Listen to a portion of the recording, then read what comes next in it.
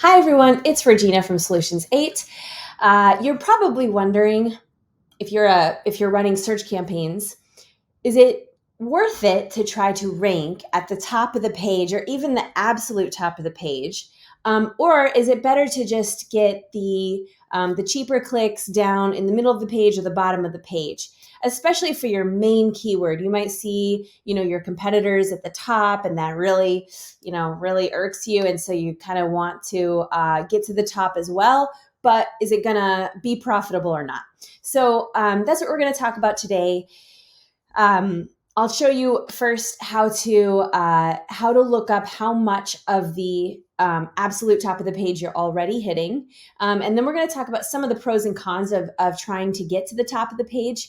And then I will talk to you about how to run an experiment to see whether it's more profitable to try to do that or not. So, before I dive into all of that, I just want to say there's no straight answer. I wish I had a straight answer for you guys. I know you always hear this. The answer to this question of whether it makes sense to try to get to the top of the page or whether it's more profitable to hit in the middle of the page is like almost everything else in the world of business. It changes. It changes by industry. It changes by keyword. It can change based on what's on your website, based on what your competitors are doing, based on whether it's raining outside. I mean, there's so many factors that go into it. So the only way to know for sure is to run an A/B split test, and I'm going to show you how to do that. When you try to hit the top of the page, the clicks are going to cost more, right? It's a bidding system, so everyone's trying to get to the top. So those very top placements, showing up in the search results in the first placement is going to cost significantly more than showing up down on the page. So the cost per click goes up. However, the leads that tend to click on the ads at the top of the page have wallet in hand, right? They're ready to buy. So the conversion rate also goes up. So yes, cost per click is more, but yes, conversion rate is more. And so at the end of the day, bottom line, does your cost per conversion go up or down? That's all that we really need to answer. And this could be a yes for one keyword and a no for another keyword. And so you might have to run several experiments. And then it might be a yes for the summer and a no for the spring. And so you might have to run even more experiments. So it can be really granular. It depends on, how nerdy you want to get with the data, how much you want to try to, fine tune every little thing to get to maximize your profits. So right now in this account that I have pulled up, this is actually an SEO agency that targets SaaS companies. So it's one of our clients, and they were asking me this question on their favorite keyword, which is SEO for SaaS companies. And they said, we see our competitor always at the top. We want to be at the top too. Is this going to raise our cost per conversion? And my answer, well, let's try it out for a while and see. And I'll show you why the answer is a little bit more complicated than that. So right now, search top impression share is, I can see 19%. Search top impression share is 28%. So the difference between these two columns, top impression share means top of the page, right? There's usually like 3 or 4 ads before the organic listings begin.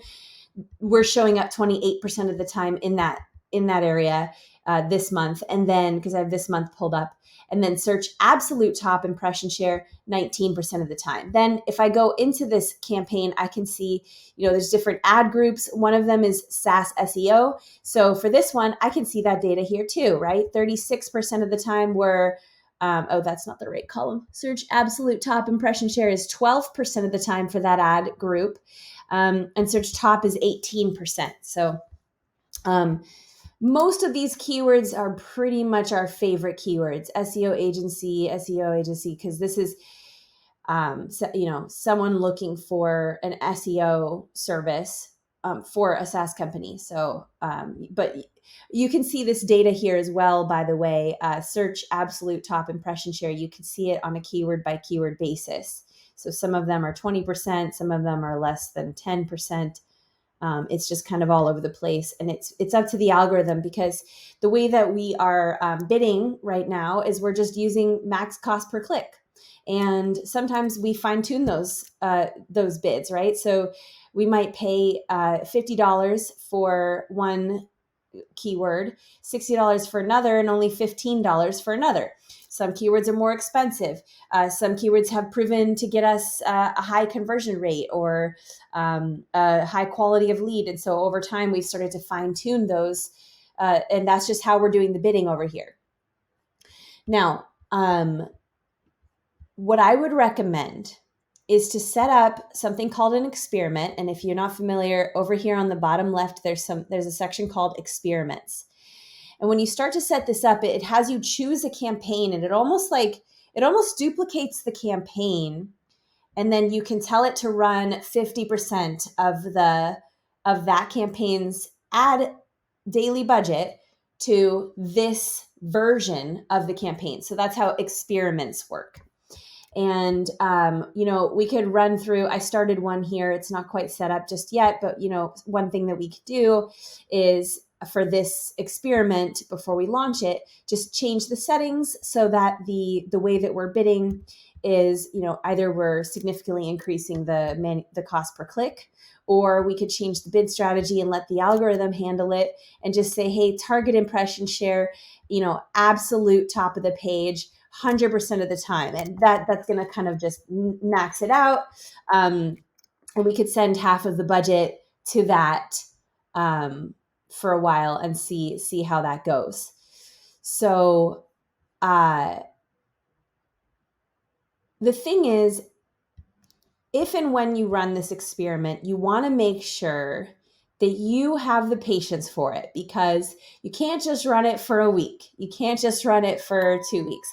You have to run it for as long as it takes for you to get a significant body of data and to be able to see the averages in each